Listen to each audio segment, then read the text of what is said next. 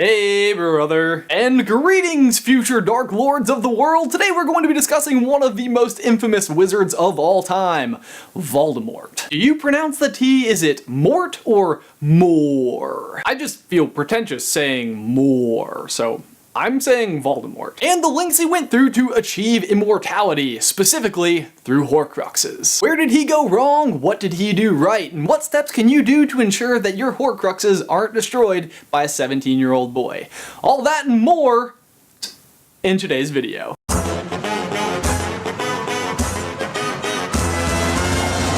brother! Number 7. Harry Potter. Honestly, not even sure we could count Harry as one because Voldemort didn't even intend to make him one, but he was, and it was one unfortunate mistake of a Horcrux. Pro tip for future Dark Lords: do not make your main enemy a vessel for your soul. Totally horrible idea, backfires in every way. Instead of hidden from everyone else, Voldemort himself can't find Harry. Do you know how annoying it is to lose your keys? Multiply that by at least 3. And that's what it's like losing your soul. Also, Harry can now see into his mind, a trick that Voldemort uses in reverse exactly once to fail to retrieve the prophecy. And the soul acts as a shield to protect Harry from dying the second time he tries to kill him, so yeah.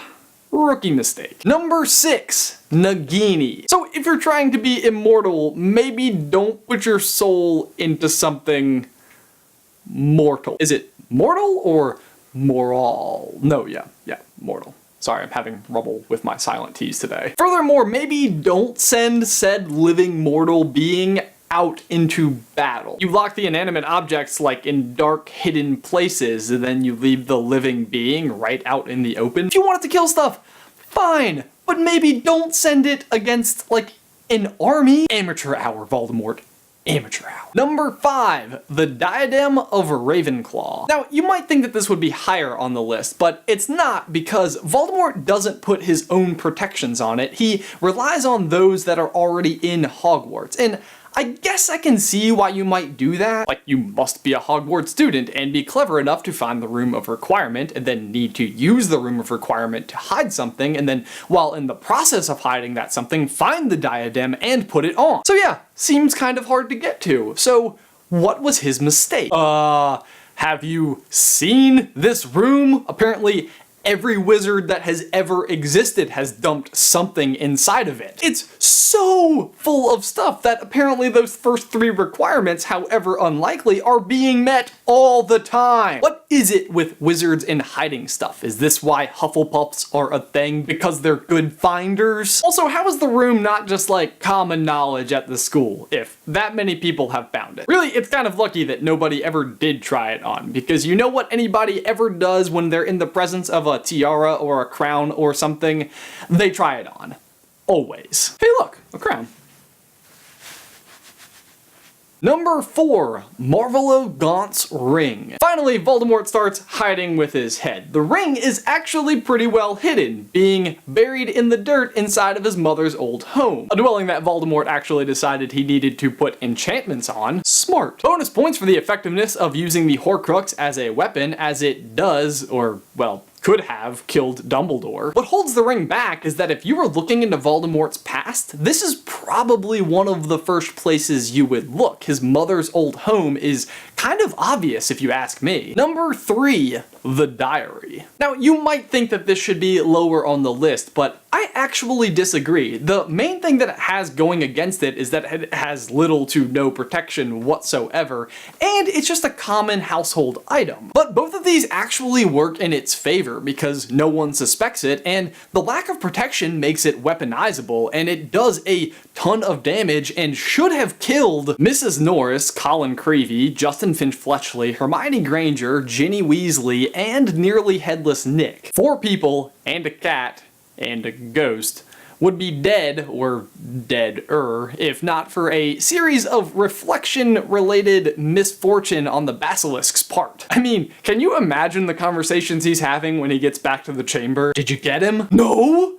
Get out of camera! In any case, it comes closer than any other Horcrux to reviving Voldemort. The only real downsides are that it's only really dangerous at Hogwarts, and it's a 16-year-old Tom Riddle that only has memories up to that point in his life. Number 2.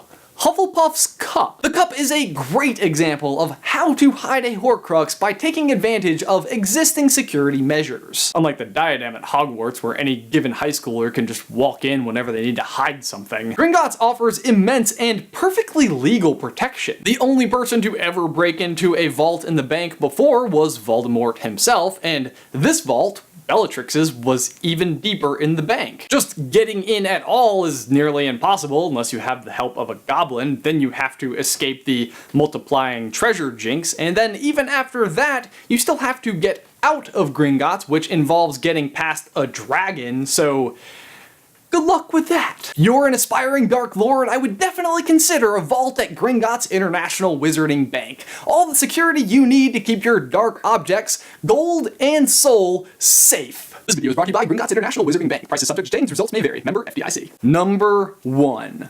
Slytherin's Locket. Take notes, people.